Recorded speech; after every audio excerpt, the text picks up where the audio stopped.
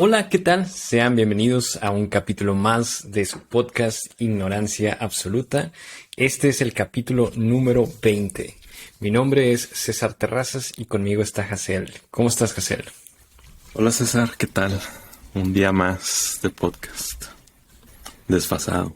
Un día más de podcast. ¿Qué pasó? Desfasado. Sí, nos desfasamos una semana, pero lo bueno es que estamos aquí. Si es la primera vez que nos escuchan, en este podcast es simplemente una conversación entre amigos que hacemos pública, divagamos sobre muchos temas, sobre cultura, sociedad, y también compartimos una que otra historia personal. Hazel, bueno, en el capítulo anterior comenzamos a hablar sobre un libro, Los Condenados de la Pantalla, escrito por Ito Steyerl, que es un conjunto de ensayos sobre el arte principalmente. Ella, como lo comentamos en el episodio pasado, es una artista, ensayista alemana, y muchos de sus textos giran en torno a el arte. Este libro, Los Condenados de la Pantalla, como lo mencioné, es un conjunto de ensayos. En el capítulo anterior estuvimos platicando de algunos de los ensayos y creo que podemos comenzar o podemos seguir platicando sobre ellos. ¿Qué opinas, Hazel? Sí, me parece muy bien. Este es el libro. Perfecto. Ese es el libro que está mostrando Hazel. Bueno, podemos empezar. Leí 3 ensayos más a partir del que se llama ¿Es el museo una fábrica?, que está en la página 63. Y creo que en estos 3 ensayos hay algo hay un tema común, podríamos decir, o lo que siento o lo que interpreto que Ito reflexiona mucho es sobre la producción del arte, ¿no? Las motivaciones que hay detrás del arte y cómo se produce el arte. En este ensayo, en el primero que podemos discutir, se llama ¿Es el museo una fábrica? Es una pregunta. Y hace... bueno, en este escrito hace un paralelismo entre el museo y la fábrica, ¿no? Incluso también entre el cine. Ella hace una reflexión sobre todo con lo que son las videoinstalaciones. Que hay algunos museos en que los artistas crean estas videoinstalaciones que incluso duran en días, ¿no? Y que es un poco distinto al cine tradicional. O lo que me hizo reflexionar un poco este texto es sobre el cine tradicional, ¿no? Tú cuando vas, por ejemplo, cuando tú ves una película, esta película tiene una duración, bueno, las películas comunes o las películas comerciales duran, ¿qué? Promedio 2 horas, más o menos. Igual, toda la película, o sea, tu visión, tú ves toda la película con tus ojos, ¿no? Contrario a estas videoinstalaciones, ¿no? Que son museos, que hay muchas pantallas y que lo que está viendo un visitante del museo es distinto a lo que ve el otro, ¿no? Incluso en distintas fechas. Y ahí en ese texto habla sobre, bueno, da un ejemplo, déjame ver si lo encuentro, pero que es... el nombre de una videoinstalación, ¿no? Que duraba días, y ella mencionaba que hay personas que quizá no puedan ver todo el programa completo, o que es diferente al cine tradicional. Eh, eh, Eso me dejó reflexionando un poco sobre el cine, ¿no? El cine vemos que es una forma de arte.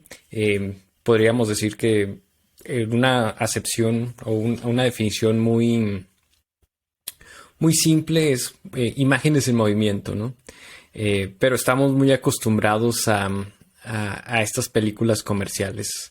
Y el cine o el arte con imágenes en movimiento no solamente se acota a eso, ¿no? Sino también a estas videoinstalaciones que ella menciona que hay en los museos. Y ella reflexiona un poco sobre la producción de estas obras. Y creo que podemos tocar un punto que ya habíamos tocado en el capítulo número 2 sobre si es necesario un receptor, o una persona diferente para crear arte, o quiénes son los que crean arte, o cómo se produce el arte. Los visitantes de estas videoinstalaciones son necesarios para crear el arte. Son como obreros que entran a una fábrica y comienzan a elaborar algo. Hace paralelismos, ¿no?, entre el museo y la fábrica.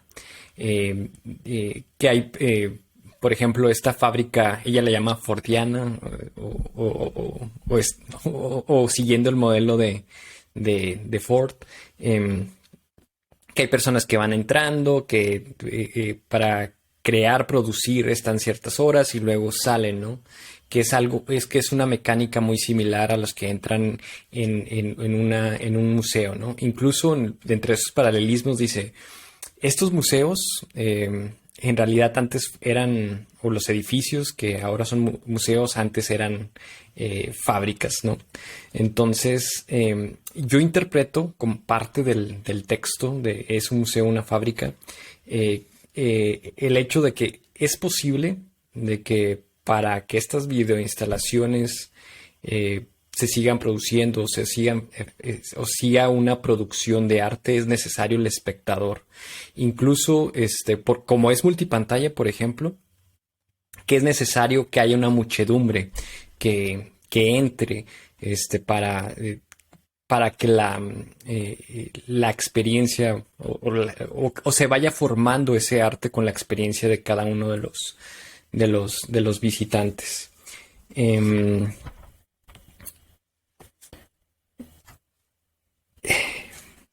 Pues sí, no sé qué opinas al respecto.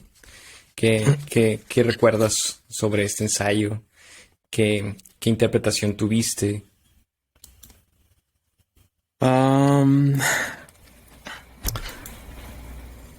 Pues sí. Sí, como dices, hace ese paralelismo entre las fábricas y los museos, y como los museos, pues, antes eran fábricas, y como pues incluso en la fábrica de los Lumière, la primera película que hicieron, o bueno, una de las primeras, es la de los obreros saliendo de la fábrica, ¿no? Y luego como también esa fábrica ahora es un museo, y como pues incluso algunos artistas recrearon esa misma escena de los obreros saliendo de la fábrica, pero en un collage de muchas fábricas y de seguir a las personas durante todo el recorrido.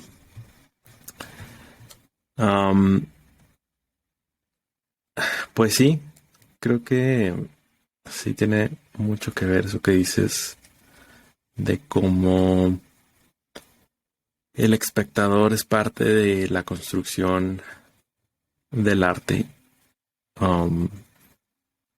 Tal vez como el arte necesita un observador en esa pieza, ¿no? En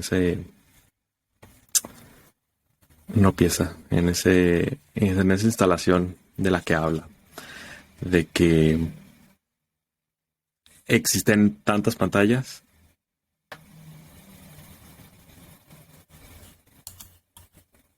Creo que me desconecté por un segundo. Te partiste por... Sí, ya estás de vuelta. Bueno, sí, o sea que en esta instalación donde dice que el artista construyó tantas pantallas que es imposible para el espectador lograr a ver toda la instalación. Y ese es el punto, ¿no? Que nunca logras terminar de abarcar o de ver todo lo que se instaló precisamente para ser visto. Y tal vez poniendo en perspectiva un poco pues los límites de la visión, ¿no? Y como nuestra imposibilidad de absorber todo es al mismo tiempo parte de la misma experiencia.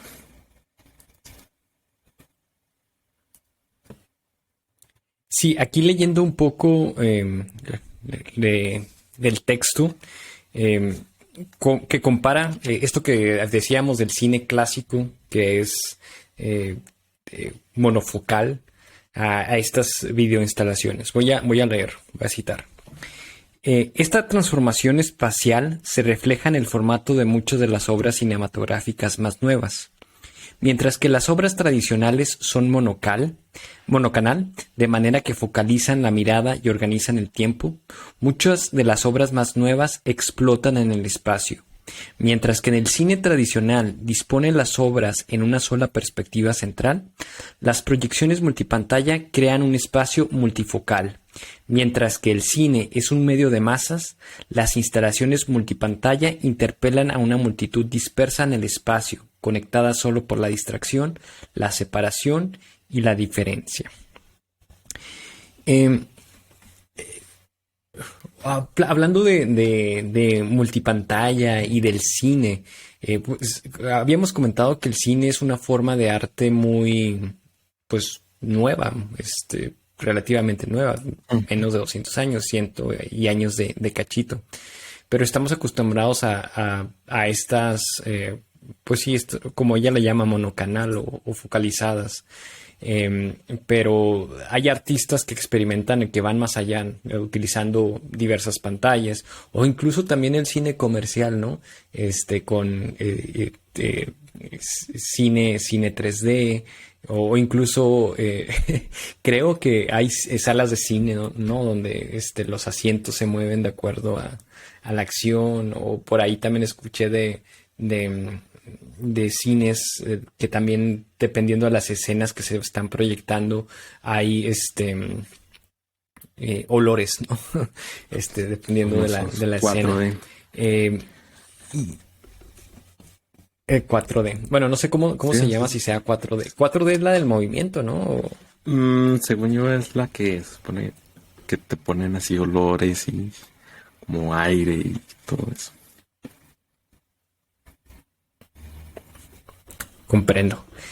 Pues sí, o sea, ¿cómo definir cine? ¿O qué es cine, ¿no? O sea, te digo, en su esencia más pura, pues es imagen y movimiento, ¿no? Incluso no necesariamente que haya sonido. Sabemos que las primeras películas pues fueron mudas, ¿no? O incluso acompañadas de un sonido aparte o separado. Pero sí, ella compara estos museos donde hay estas videoinstalaciones con las fábricas, ¿no? O sea, es necesario, y que también ya los espectadores, como tú lo mencionabas, ya son partícipes de la creación de la obra, ¿no? Y que la obra no va ahí sobre no, simplemente no es ahí hasta donde está el artista, sino que también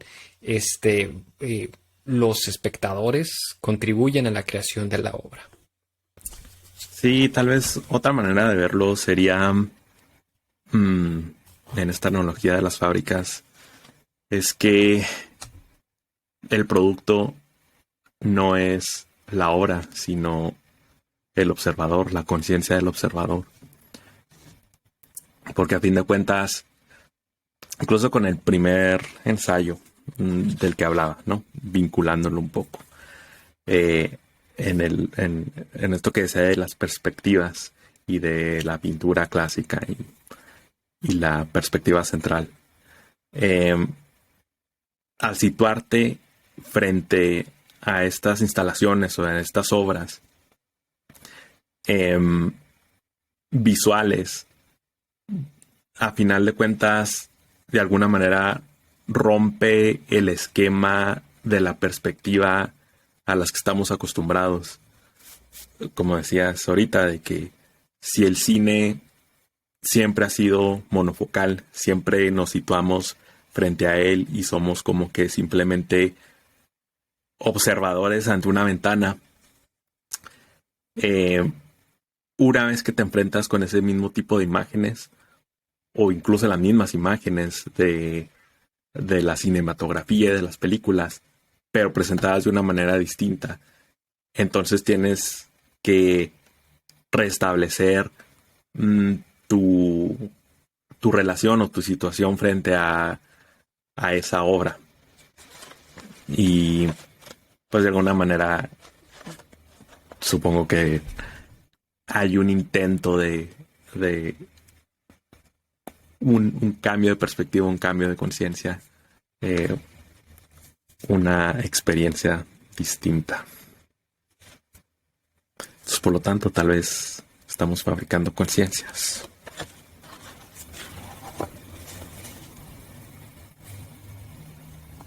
En estos museos fábricas.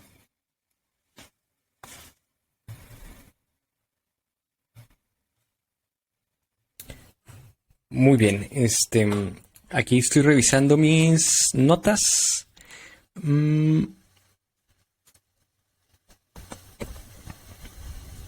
¿Qué más? Sí, o sea, creo que en estos ensayos sí habla mucho sobre la producción, o sea, quiénes son los responsables de producir el arte, ¿no? Y hasta dónde llega la creación.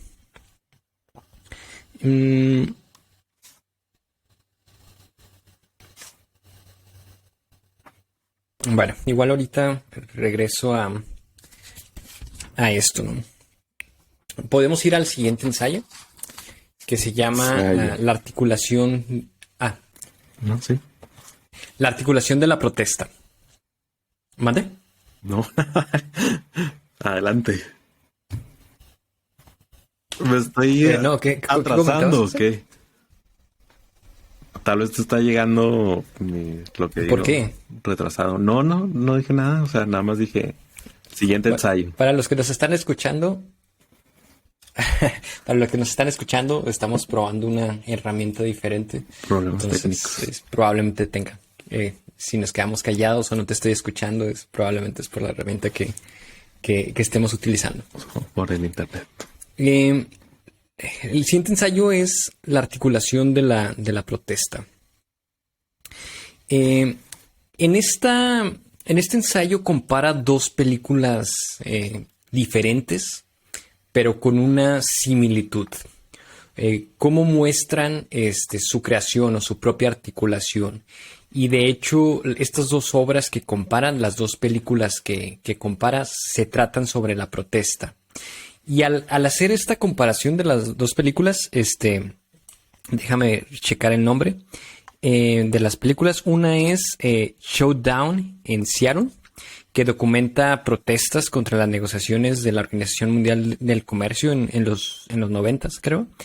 Y el otro es una película francesa, déjame ver el nombre, Aquí y en otro lugar, que es la solidaridad francesa con Palestina en la década de los 70s. O sea, son películas de diferentes épocas, pero que hablan sobre protestas, ¿no? Y en parte de las películas se muestra un poco de cómo se crearon, ¿no? De cómo se montaron, de cómo se produjeron las películas en sí. Y bueno, lo que hace Ito al comparar estas dos películas significa que los elementos y la edición, el montaje, tiene una especial relevancia en el cine, ¿no? Y depende de lo que tú quieras comunicar. toma relevancia el montaje, ¿no? No sé si has visto, bueno, creo que hay una explicación de Hitchcock sobre la edición o el papel de la edición, que toma dos partes de la mirada de, creo que es el mismo, está grabado el mismo, en la que está observando algo y la otra parte sonríe. Y entre esas dos tomas ponen una toma en medio, ¿no? Una creo que es una mujer o algo así, y en otra no creo, si es una niña o algo así. Y toma la sonrisa que hace en la tercera toma o la toma final. Es diferente dependiendo bueno, es la misma sonrisa, pero se puede interpretar de manera diferente de acuerdo a lo que hay en la segunda parte, ¿no? Como un ejemplo de explicar que el montaje o la edición es importante, ¿no? Y varía en la interpretación. Y utiliza estos ejemplos de edición, de los elementos, de cómo se articulan las películas, también como hacer una pregunta: ¿cómo se articula la protesta, ¿no? Y a su vez, ¿qué es lo que está articulando? Entonces dice que en la edición misma de estas películas también se está editando o toma sentido lo que es la protesta.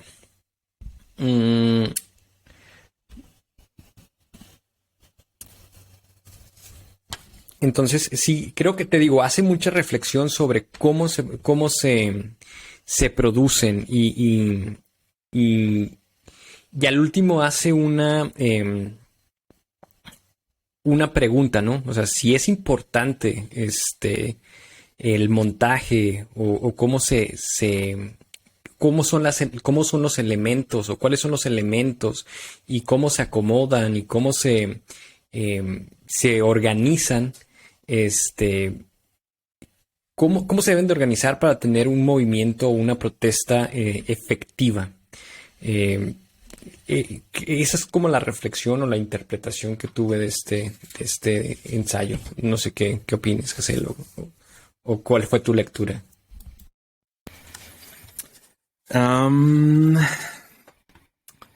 Pues sí, como dices, tiene mucho de eso. Yo me había quedado con la idea de que las dos películas eran sobre la misma protesta, pero creo que no. Creo que son de diferentes. Pero sí, ¿no? O sea, lo que menciona es que en una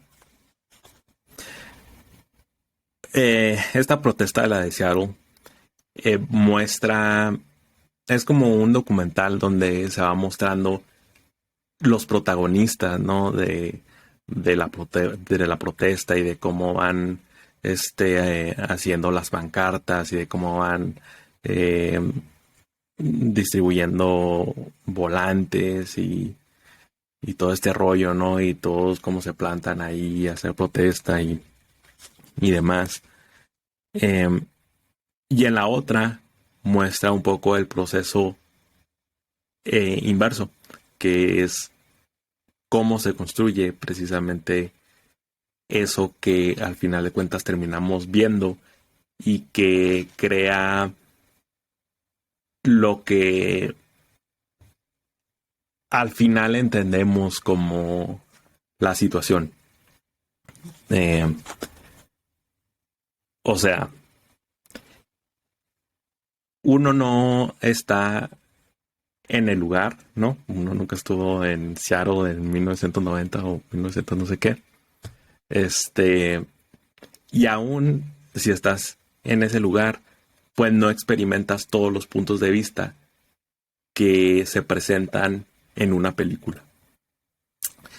Y al envolver toda esta experiencia y todo este fenómeno social y todas estas circunstancias en un paquete narrativo, ¿no? En imágenes, de esta manera, crea una percepción de lo que sucedió que no necesariamente, o sea, nunca se corresponde realmente con lo que sucede, ¿no? Siempre es una imagen incompleta y hasta cierto punto ficticia.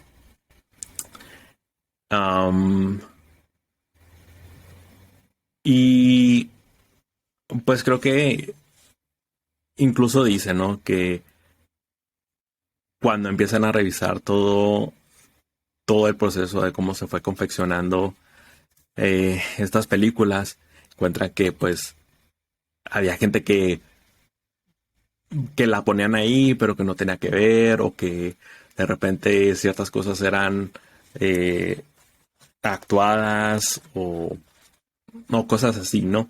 Entonces, pues a final de cuentas es parte de lo mismo que, volviendo a lo de las fábricas, eh, la realidad tal como se nos presenta es en cierta manera una realidad que se confecciona y que se ensambla igual que en una fábrica, y de hecho pues ese proceso, como tú dices, de edición, eh, cómo va pasando de una parte a la otra, tiene muchos paralelismos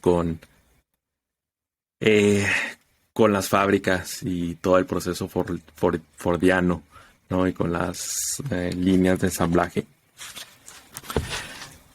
Y cómo va pasando de un departamento a otro y cómo ciertas personas van cambiando una cierta cosa y otra.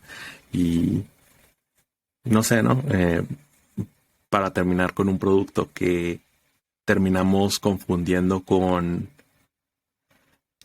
O bueno, no que terminemos confundiendo con la realidad, sino que no existe otra manera de acceder a esa realidad más que a través de este proceso de fabricación.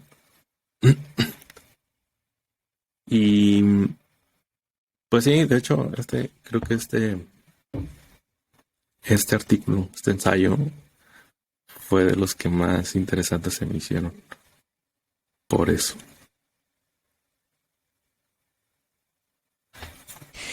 Y creo que también esta visión o la articulación es una búsqueda de, de buscar cómo comunicar, ¿no? El estar viendo qué partes se quedan, qué partes no, qué mostrar, qué no mostrar, a qué darle importancia, qué no, a qué restarle relevancia. Es también como una búsqueda de lo que intentas transmitir. Uh-huh. Es buscar aquellos elementos o la forma para explicar el fondo. Entonces, de alguna manera, esa búsqueda de qué editar o cómo crear habla también de las intenciones, ¿no? O de lo que quieras. Y también se puede ver de otra forma, ¿no? De que la edición misma va marcando lo que va a ser al final el producto.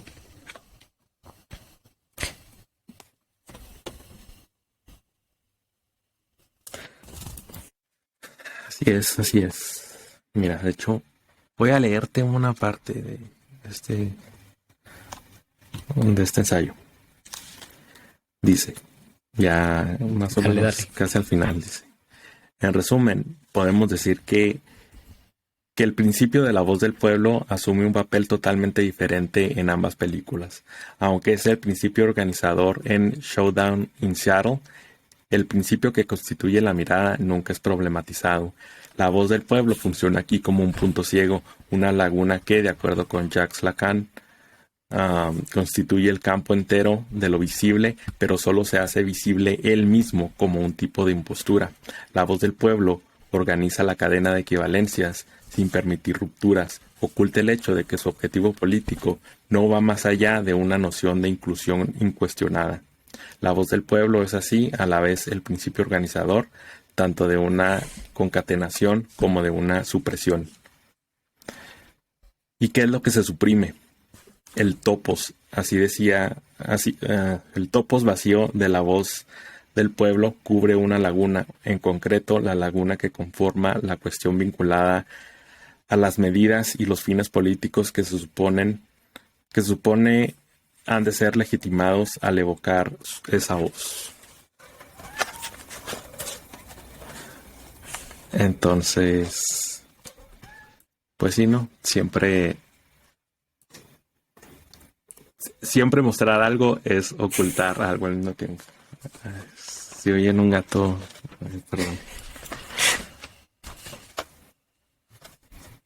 ¿Se escucharon los sonidos? Estoy probando aquí los aplausos o no. Ah, no. ¿No se escucharon? Yo no lo escuché.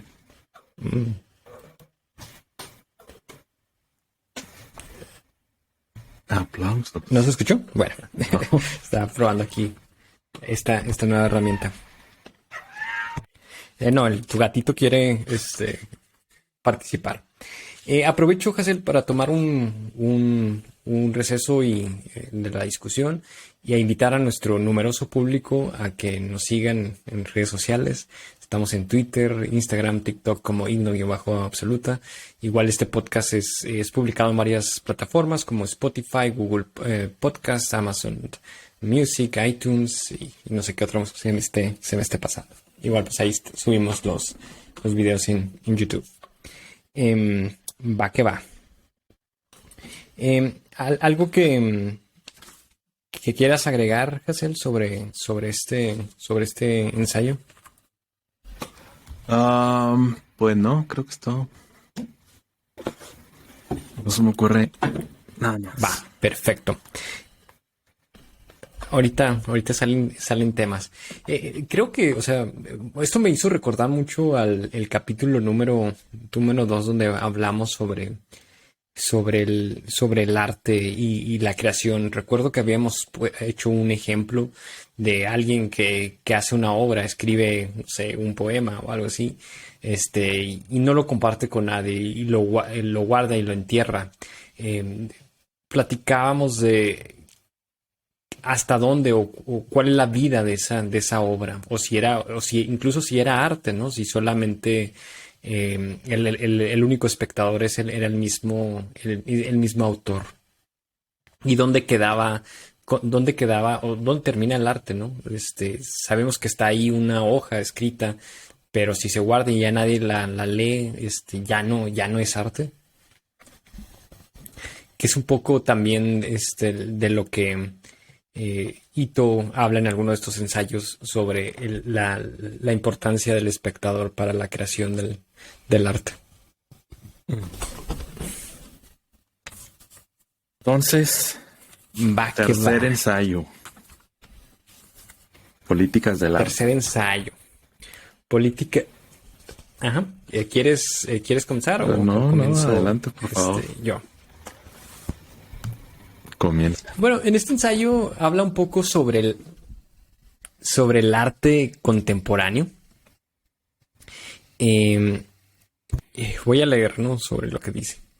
El arte contemporáneo es una marca comercial sin producto, disponible para etiquetar cualquier cosa. Y no sé, esto me hizo recordar a muchos detractores del arte contemporáneo. Hemos visto algunas obras que para algunas personas pueden ser como ridículas, ¿no? Una silla ahí en medio de un museo, o un vaso ahí, o algo muy, muy simple, ¿no? Objetos de la vida cotidiana que se ha considerado como arte y que incluso tienen un valor monetario altísimo, ¿no? Y muchas personas no comprenden el costo de esto, ¿no? Entonces, esto me recordó cuando dice disponible para etiquetar casi cualquier cosa, ¿no? Y también habla un poco de la función del arte en el capitalismo. También hace un paralelismo, bueno, no un paralelismo, pero habla sobre cómo este tipo de arte va ligado a las condiciones sociales, económicas de la población. Y creo que al final de cuentas, lo que yo siento, lo que yo percibo de algunos ensayos de Ito, es que ella menciona que el arte no está fuera de la política, ¿no? Sino que la política tiene gran influencia en la producción, en la distribución y en la recepción del arte. No sé si en los países del primer mundo se produce más arte o hay mejores maneras de distribuirla o hay más receptores del arte. ¿Qué opinas? ¿Qué opino?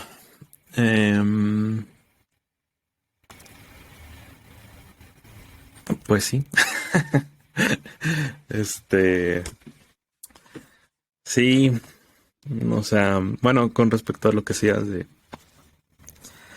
del arte contemporáneo y cómo las personas de repente se burlan porque dicen que pues no tiene mucho valor. Creo que a final de cuentas las personas confunden dos cosas, ¿no? Pensar que el arte es concretamente la técnica o la habilidad de hacer algo con la pieza, no el arte en sí. Y pues no es así. O sea, arte puede ser...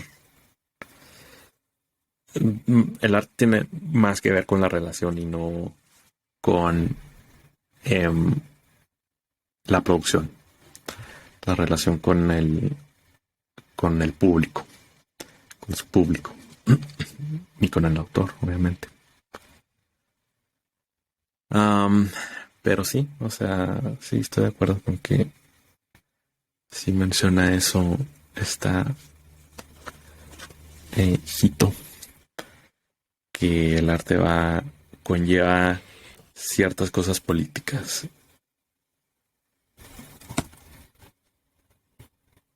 Y no puede desatar. Y sobre todo eso perdón,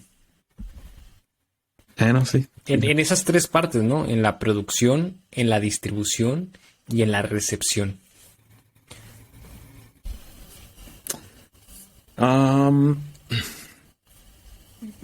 Pues sí, que son pues todas las partes, ¿no? Ok.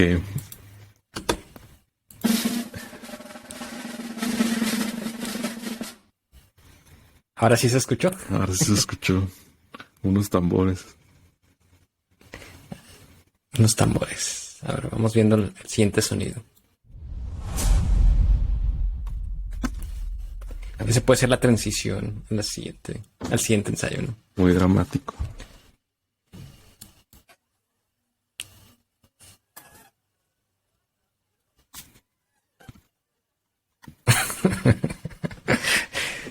Perdón. Pues sí, no sé. ¿Qué más? ¿Qué más podemos decir de este ensayo?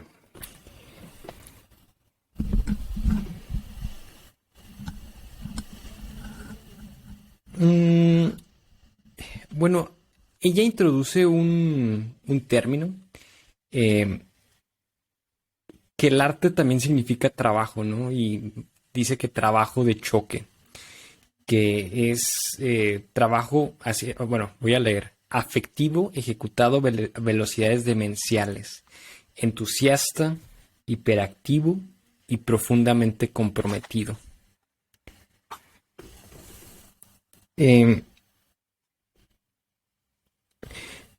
Bueno, también en muchos ensayos habla sobre los trabajadores del arte, ¿no? Y creo que en el siguiente ensayo es un poco de lo que se habla, sobre el arte como ocupación.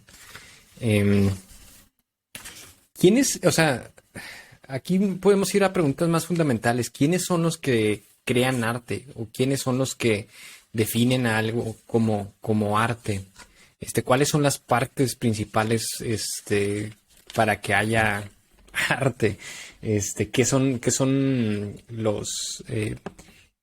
qué influye ella menciona que la política, ¿no? O el estado socioeconómico de un país o de un pueblo influyen en la creación del arte, ¿no? Pero, ¿qué es, no? También sabemos que las condiciones o lo que está viviendo un pueblo también determina o algunos temas que se traten en las obras de arte, ¿no?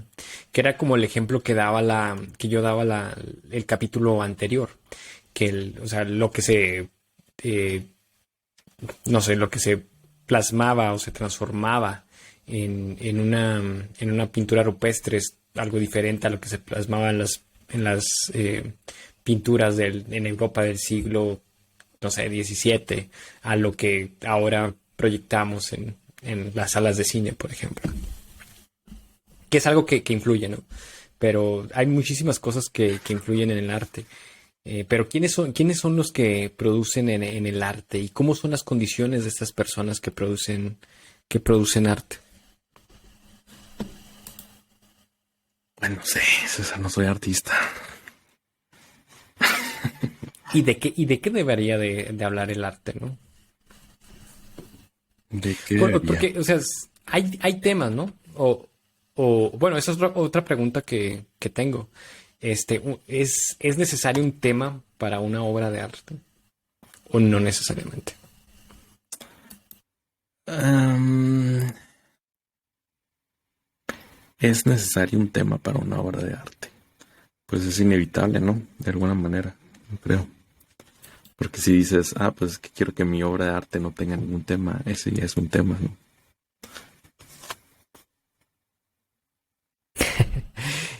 Bueno, y volviendo a eso, o sea, ¿de cuáles temas se deberían de abordar más, ¿no? Yo siento que Ito es así como un poco aguerrida y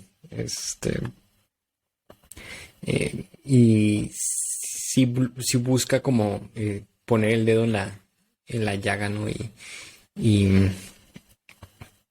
y ver todo esto que tiene que ver con estas tres etapas. Yo me quedé mucho con estas tres etapas, lo que es la producción, quiénes son los que producen el arte, hasta dónde llega la producción de arte, dónde se produce el arte, quiénes son los que influyen en la producción, qué es lo que se quiere transmitir y luego cómo se distribuye el arte. En ensayos, por ejemplo, uno de los ensayos que hablamos la semana, bueno, en el episodio pasado, fue de distribución de arte, ¿no? O de las imágenes pobres que incluso en la misma distribución van cambiando.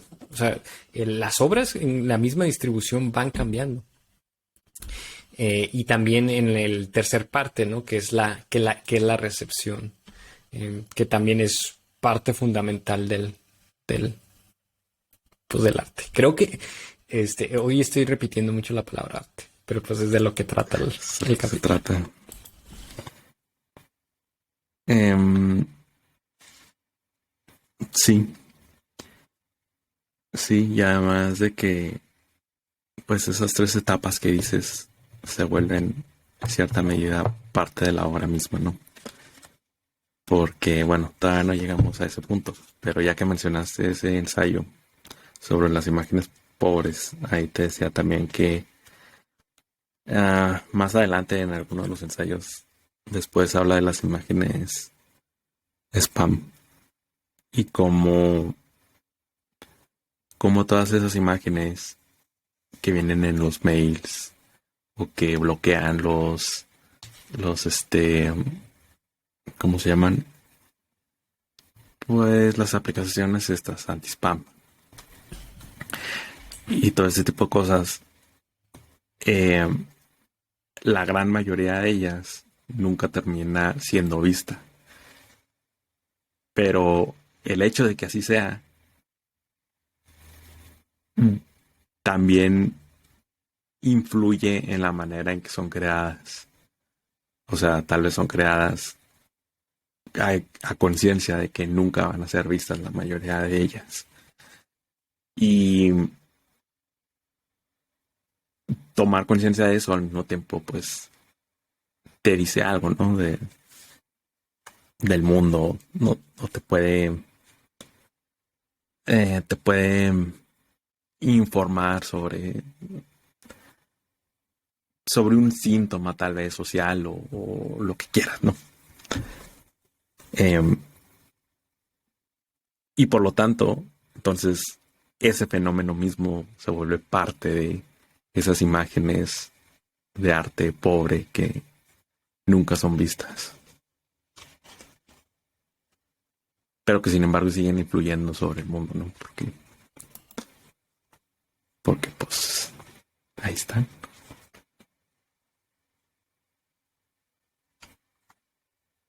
Siguen influyendo en el mundo porque ahí están. Pues sí, ¿no?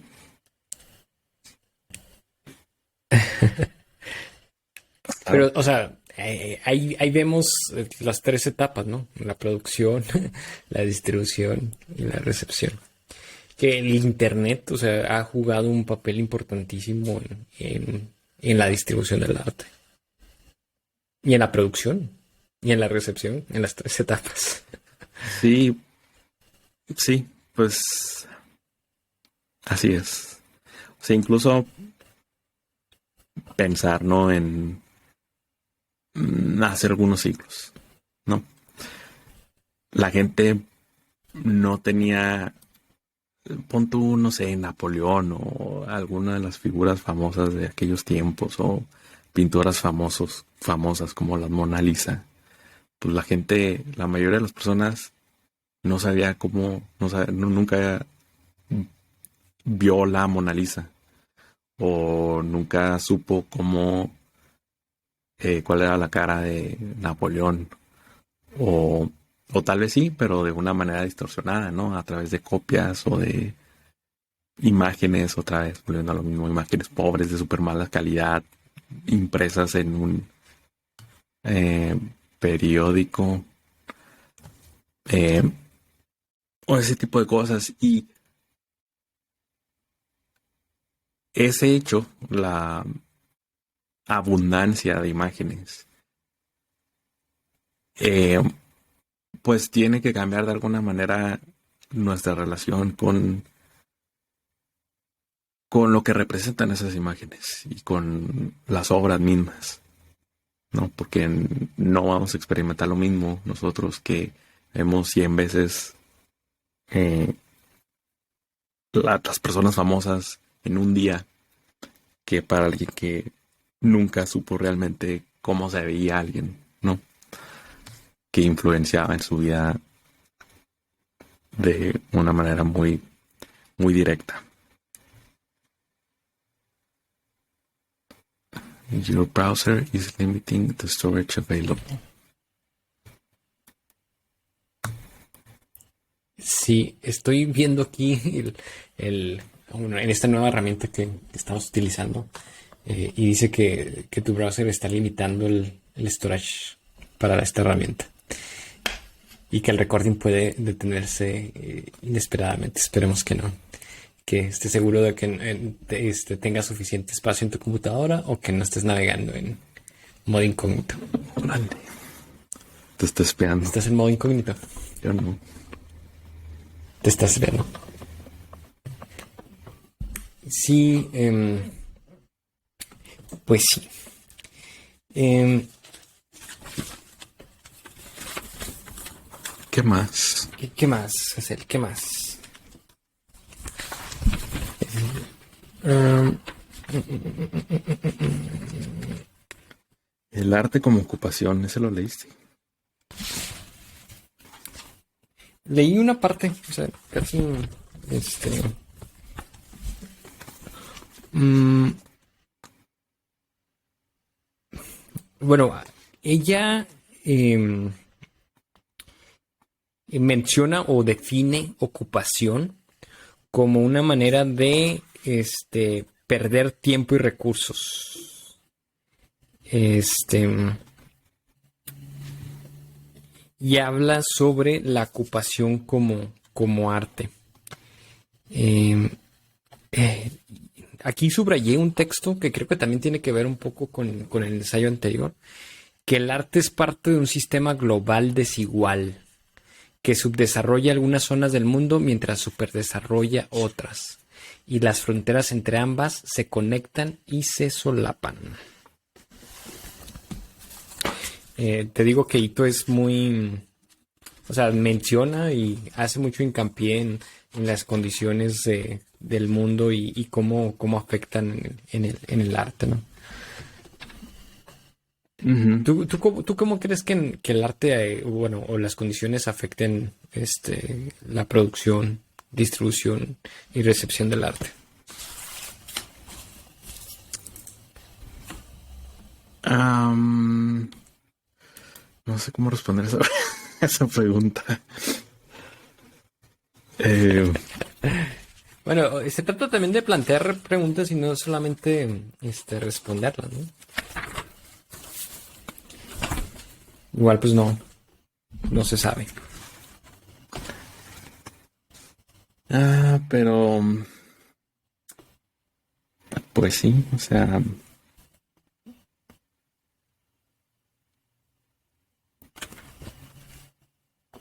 sí me acuerdo que menciona eso que dices de cómo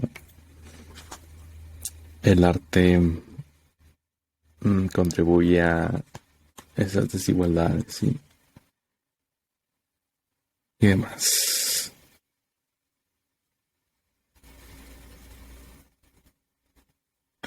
Pero no me acuerdo lo que menciona exactamente de cómo hace eso.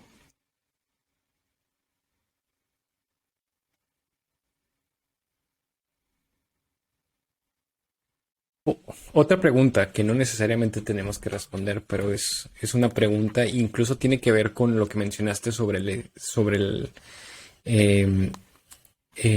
sobre el spam. ¿Por qué identificamos una obra de arte con aquello que tiene que ser visto?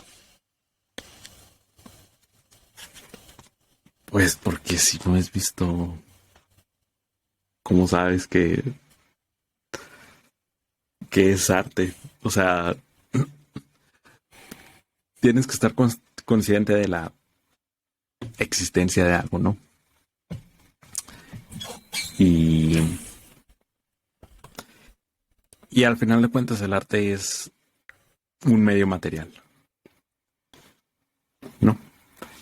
Es una manera de plasmar Ahorita algo. mencionabas o decía, Ajá. creo que hay un poquito de delay. Creo que sí. Creo que esta herramienta no nos va a funcionar. Vamos a tener que utilizar otra. Pero es bueno experimentar y ver qué funciona y qué no funciona. Sí, adelante, Jesús.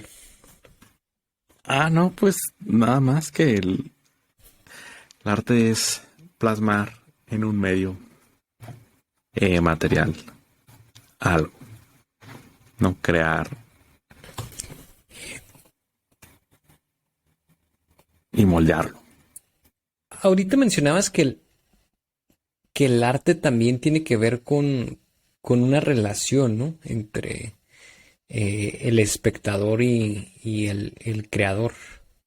Pero Ito hace un poco más difuso esto, ¿no? De que también el receptor está trabajando y que también el receptor está creando el arte.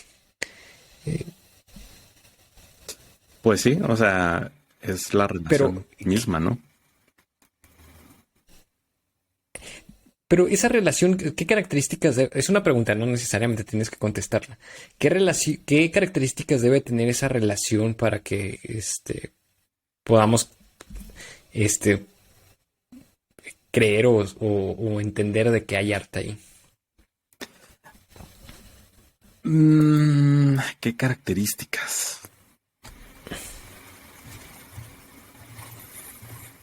Y otra pregunta sobre eso, ¿dónde se tienen que llevar esas relaciones? O sea, ¿en qué lugar hay un espacio y un tiempo determinado para que se efectúen esas relaciones? Pues no creo que haya un espacio, un tiempo, ¿no? O sea, si se crean museos es porque Y porque, pues por conveniencia, ¿no? Por un sentido de practicidad, de tener un espacio donde reunir las obras de arte y tenerlas seguras y aún así que puedan ser vistas. Que ahí es donde toma un poco de importancia el museo, ¿no? Uh-huh. Como lugar donde se puedan llevar estas relaciones. Así es.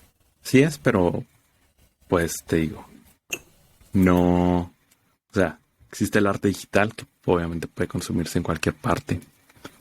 Y pues muchas formas de arte, ¿no? O sea, el baile, puedes ponerte a bailar ahí en tu casa, César, si quieres. No pasa nada. Pero si yo me pongo a bailar solo en mi casa, ¿cuándo puede convertirse en arte, no? ¿Cuándo puede convertirse en arte? Pues no sé. Es una pregunta muy complicada. O por ejemplo, parejas bailando en una fiesta. Están creando una relación entre ellas. Pero ¿es algo sublime o es algo especial para considerarlo como arte? Bueno, es que es como decía otra vez, ¿no?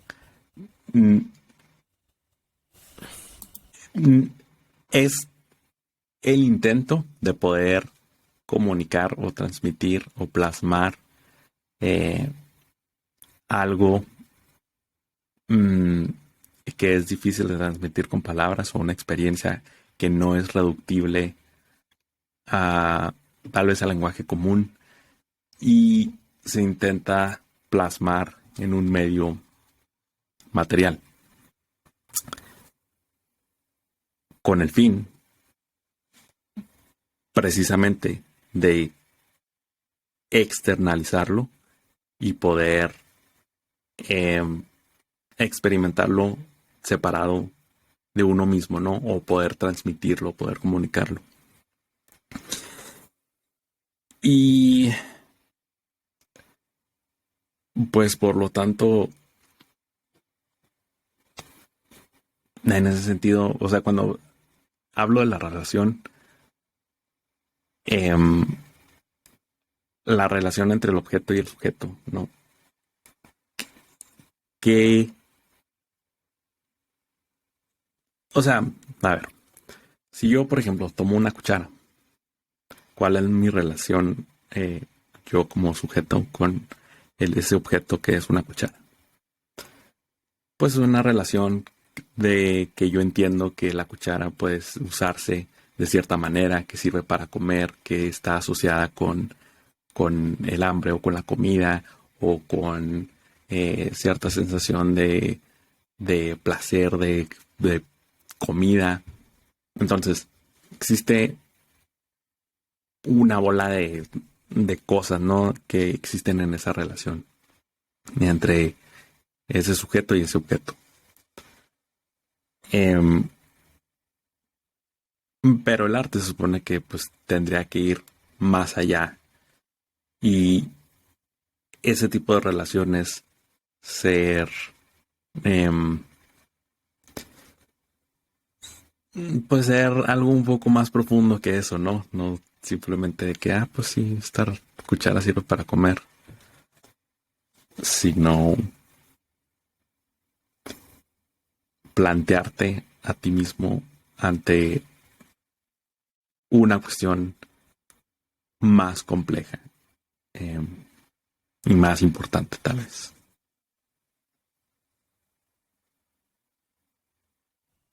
Entiendo. Volviendo al tema del arte contemporáneo y de su valor comercial.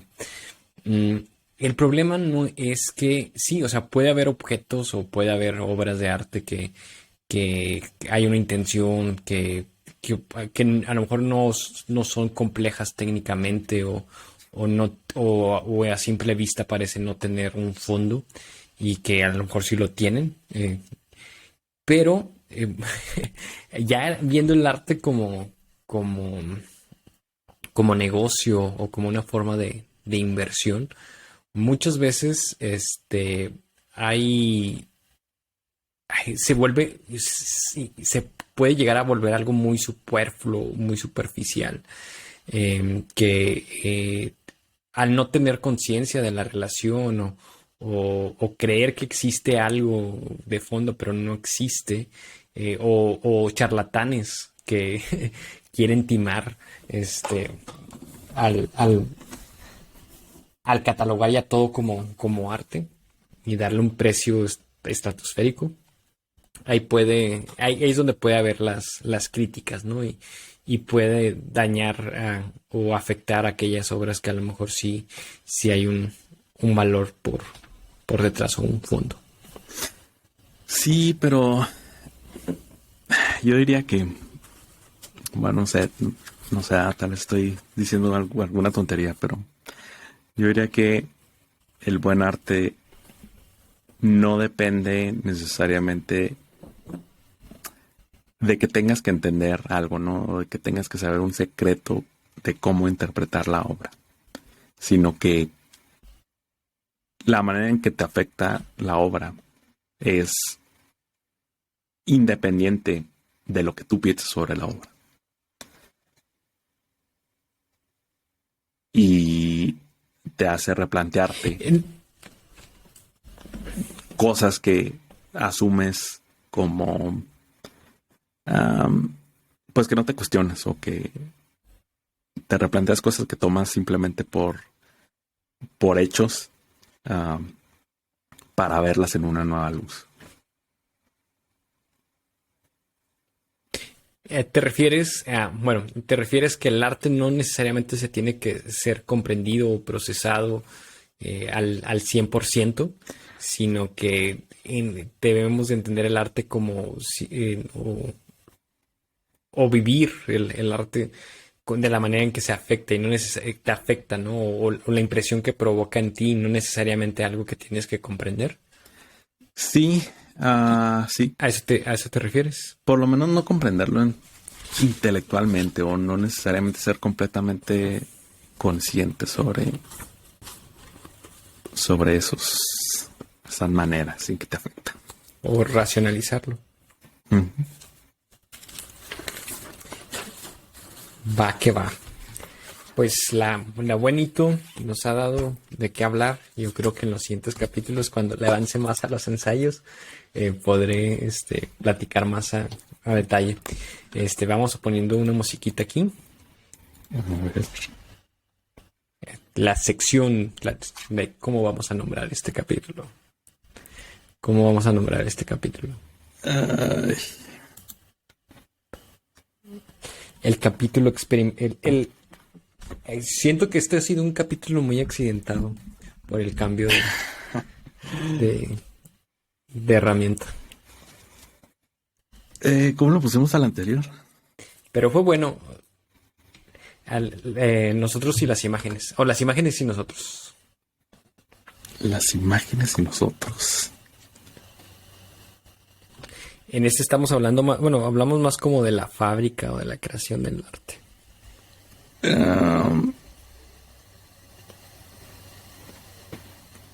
Pues no sé, algo así como somos fabricantes de imágenes, somos constructores de imágenes.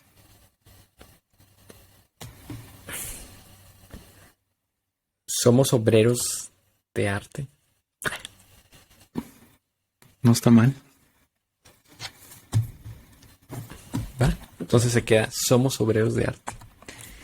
Muy bien, Hazel. ¿Algún comentario, algo que quieras compartir con nuestro numeroso público? Vamos a estar en vivo. Ay, no te creas.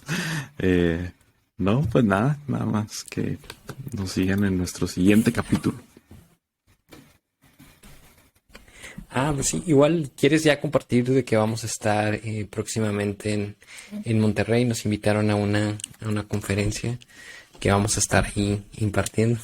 Sí. Vamos a ir con Joe Rogan. Sí. De hecho me contactó ahí para que le diéramos tips de Como para un buen ayudar ahí podcast. con su podcast y sí, sí, sí. Quiere aprender de nosotros. Los quería invitar, pero yo le dije, no, no, no. Mejor, ya después vemos ahí. No queremos manchar nuestra imagen. Sí, tienes razón, es muy controversial. Entonces, no te creas, no te creas. No, pero no vamos a estar. Esto de la conferencia es mentira, es mera broma. Aunque debí de dejarlo, ¿no? Para, hacerle caso a este dicho de fake it until you make it. Mm, no sé si me gustaría estar en una conferencia. Pero bueno. No. Pero igual, o sea, yo creo que si preparas algo bien, no como estos capítulos improvisados, pero si preparas algo bien, algo de valor, algo de lo que te sientas orgulloso, yo creo que sí te gustaría, ¿no? Ah, pero me da pánico escénico. Pánico escénico. Sería bueno saber por qué tienes ese pánico escénico. ¿Qué traumas traes por detrás que te Será hacen? un Hay que capítulo psicoanalizar. duro. ¿Por qué no? Del hablar sobre el pánico escénico. Bueno, Hazel, como siempre, un gusto platicar contigo, discutir. Ay, disculpa por hacer este cambio de herramienta. Siento que no, que no fue una buena opción, pero al menos lo intentamos y probamos. Así es. Creo que vamos a regresar a Zoom. O a ver qué encontramos para. Pues la idea es tener mejores herramientas que nos permitan crear mejor contenido. Bueno, querido numeroso público, los queremos. Cuídense. Hasta la próxima. Adiós.